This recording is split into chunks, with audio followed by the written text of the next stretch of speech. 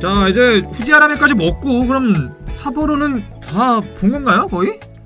삿포로를 가시면 꼭 봐야 되는 도시가 있어요. 그 바로 옆 도시인데. 옆 도시요? 예, 바로 옆 도시가 있습니다. 그러니까 이 오타루를 저는 소개해드리고 싶은데. 오타루가 뭐? 예, 그러니까 이 삿포로에서 기차로 한 뭐 급행 타면 30분, 버스 타면 50분, 뭐 그냥 완행 타면은 한 뭐 40분 정도 가게 되는 그런 도시인데 하나의 도시죠, 하나의 도시입니다. 도시인데 그 삿포로를 갔다가 그냥 오신 분들은 다 후회를 합니다. 오타루도 갈 걸 후회를 하시는데.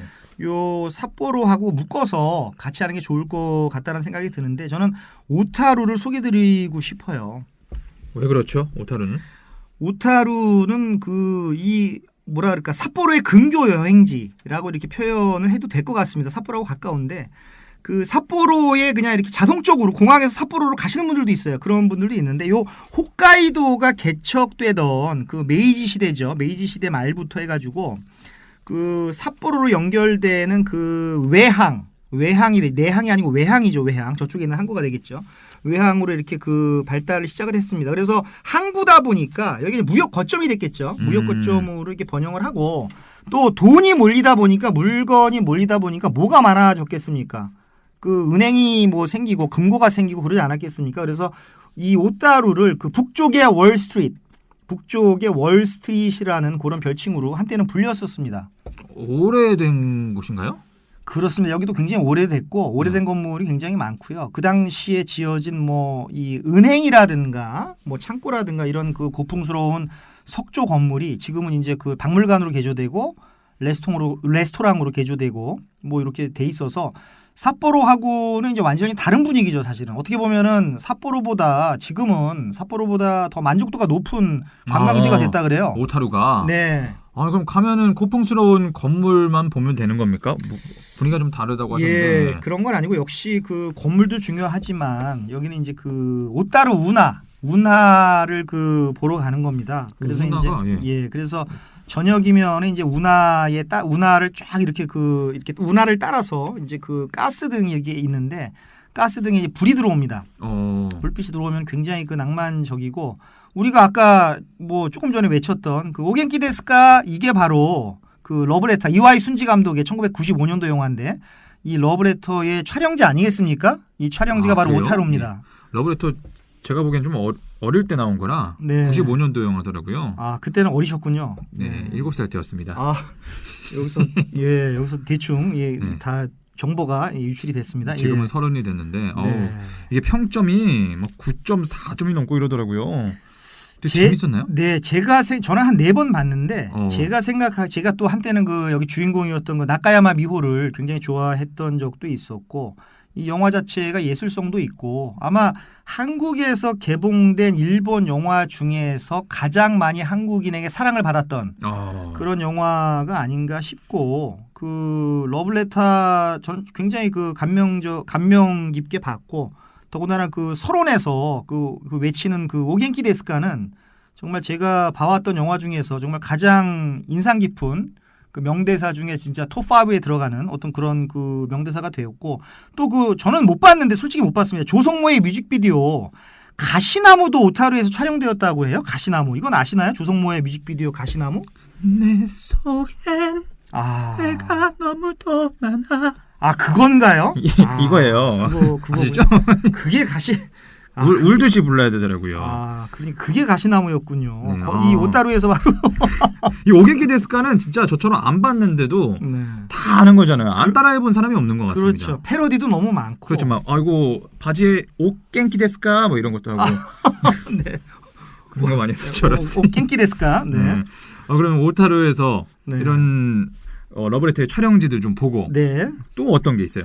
또 역시 뭐 저는 늘상 말씀을 드리지만 오타루에서만 마실 수 있는 그 오타루 맥주. 삿포로 맥주도 있고 오타루 맥주도 있고. 오타루 맥주가 따로 있습니다. 진정한 로컬 배우죠. 로컬 비어죠. 로컬 배우가 아니고. 로컬 비어. 아까 여배우 얘기하시다가 지금 그러다가 제가 막 발음이 막 또 이렇게 되고 있습니다. 맥주랑요. 그리고 이제 거기가 이제 그 해변이다 보니까 이제 그 항구다 보니까 이제 특산물 해산물들이 많고 그런 음식을 뭐 즐기셔도 되고요. 또 이 작은 도시라서 충분히 이렇게 뭐 걸어 다녀도 충분하니까 수많은 그 레스토랑을 한 번씩 이렇게 조금씩 그래스 호핑 하시면서 다녀보시는 것도 너무 좋을 것 같아요. 어느 정도로 작은데요? 그래서 그 이렇게 뭐 내가 무슨 관절통이 있다, 류마티스가 있다, 뭐 이런 분이 아니라면 걸어서 충분히 다닐 수 있는 그런 거리라고 생각을 하는데 또 삿포로에서 가깝습니다. 이게 뭐 한 아까 말씀드린 대로 JR 열차로 3-40분, 그 버스로 한 50분 정도 걸리니까요.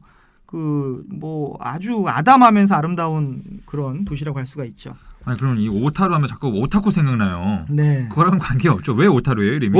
오타쿠하고는 전혀 상관. 오덕 아니에요? 네, 그 덕후 오타쿠하고는 전혀 상관이 없고. 네. 이게 원래 그 원주민 그 아이누족 원주민의 그 아이누 말로 그 모래가 많은 바닷가를 의미하는 오타루나이라는 게 일본 말이 아니라 그 저기 아이누족 말입니다. 그래서 오타루나이가 모래가 많은 바닷가라는 뜻인데 뭐 모래가 많았나 보죠. 그래서 근데 이 오타루나이가 이게 자꾸 줄어든 거죠. 그 일본은 그 축소의 미학이 있는 나라니까 오타루나이 하다가 나이 띄어버리자. 그래서 오타루라는 이름으로 굳어졌다라고 하고. 뭐 일본이 잘하는 뭐 이 줄임의 미학 뭐 이런 거 많이 아시죠? 말이 짧아진다고. 예. 네. 그래서 뭐 대표적인 게 뭐가 있을까요? 뭐 코스프레라든가 뭐 프리쿠라라든가 뭐 사실 우리가 맨날 테레비 하는데 테레비도 줄임말이죠. 이게 텔레비전이나 TV라고 해야 되는데 일본에서 부르던 말이구나. 네, 테레비 하고 또 요즘에 이제 그 무슨 뜻인지 제가 말씀을 안 드리겠지만 뭐 세쿠하라라는 말도 있죠. 검색 한번 해봐야겠네요. 네, 검색을 한번 해보십시오. 제가 무슨 뜻인지는 말씀을 안 드리겠습니다. 그러시지? 말씀을 드릴까요? 뭔데요? 예, 그 일본 사회에서도 그 저기 요즘에 성희롱이 굉장히 이제 사회 문제로 이슈가 되고 있는데 네. 섹슈얼 허래스먼트를 줄여서 세쿠하라라고 합니다. 그 줄임말 같지가 않아요. 완전 다른 말 같네요. 완전히 다른 말 같죠. 그래서 세쿠하라, 뭐 코스프레, 프리쿠라, 뭐 섹슈얼 허래스먼트를 세쿠하라라고 하니까요. 뭐 그래서 이런 뭐 줄임의 미학을 느낄 수가 있고요. 그 참 일본 사람들 줄이기 참 좋아하는 것 같아요. 우리나라도 근데 지금 만만치 않게 줄이잖아요, 학생들이. 그렇습니다. 진짜. 핵맛. 네. 그건 뭐죠? 핵맛은? 핵맛있다.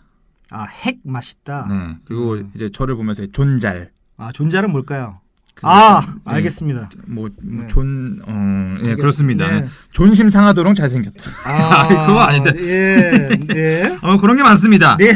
네. 오타루 가면 그러면 오타루가 작으니까 당일치기로 많이 가야겠어요. 네, 당일치기로 충분히 다녀오실 수가 있고, 근데 당일치기지만 하면 알찬 당일치기가 되겠죠. 듬성듬성한 당일치기가 아니라. 예.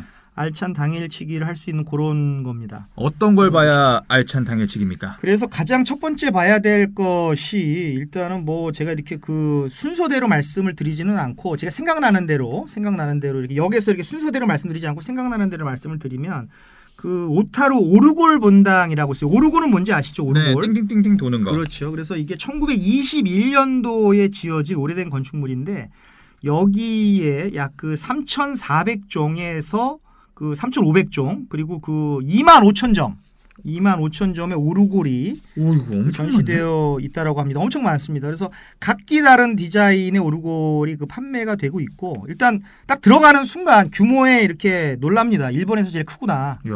순위에 드는구나라는 세계에서도 순위에 들겠구나라고 하는 그런 느낌이 오면서 규모에 그 놀라고 또 오르골이 만들어내는 그 소리 정말 그 소리들에 정말 감동을 하는 어떤 그런 장소인데 그 중요한 것은 이제 가장 제일 싼 것은 760엔짜리도 있어요. 그 정도면 괜찮네요. 그렇죠. 근데 비싼 것은 이제 뭐 수천만 엔짜리 뭐 골동품이죠. 수천만 엔 정도 되는 것도 억이네. 있고. 그렇습니다. 이런 것들은 뭐 한국에 반입할 때 좀 문제가 될 수가 있고 뭐 사는 분들도 뭐 많지는 않을 것 같고요. 없을 것 같은데. 예, 제일 싼 것은 760엔짜리도 있고. 그리고 이제 한편에는 이제 다른 나라의 오르골이 그 전시되어 있고 뭐 역시 무료입니다 이게. 가서 보는 건 무료예요? 네, 보는 건 무료입니다.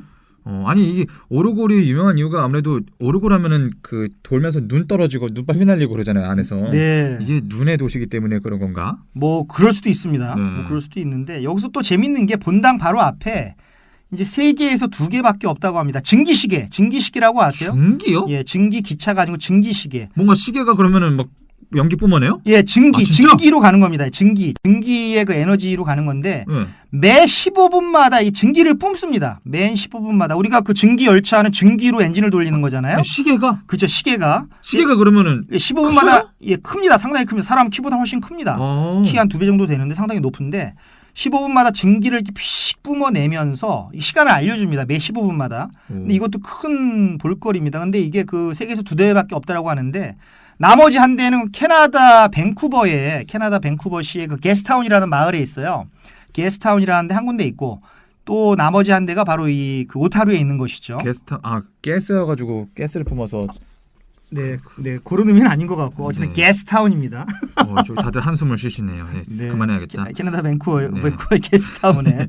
그리고 또 뭐 봐야 됩니까, 오타루에서? 그리고 역시 뭐 운하죠, 운하. 역시 운하는 아까도 말씀드렸지만 그 사계절 아름다운 운하고 오타루의 상징이고 그 1923년에 이 완성된 이 운하 주변에 창고, 은행 뭐 이런 것들이 뭐 많이 있는데 지금 그게 다 기념품 가게, 뭐 펍 이런 걸로 이렇게 그 바뀌었으니까요. 네. 그래서 한때는 이 운하를 좀 없애자라고 하는 그런 의견도 있었다고 해요. 필요 없어지니까. 근데 이거 역시 홋카이도 그것과 비슷하게 그 저기 아까 뭐라 그럴까? 홋카이도 그 저기 그 노면 전차. 네. 그것과 비슷하게 그 삿포로 노면 전차죠. 삿포로 노면 전차와 비슷하게 운하 보존 운동이 이제 생긴 겁니다. 저기 없애지 말자. 왜 그걸 매립하려고 하느냐. 네. 그래서 결국은 그 일부의 운하를 보존하자. 일부만. 이제 많은 부분은 매립을 하고 네. 땅 문제 때문에요. 일부를 보존하기로 해서 이제 지금에 온 겁니다. 근데 그게 뭐 정말 그 전화위복이 됐죠.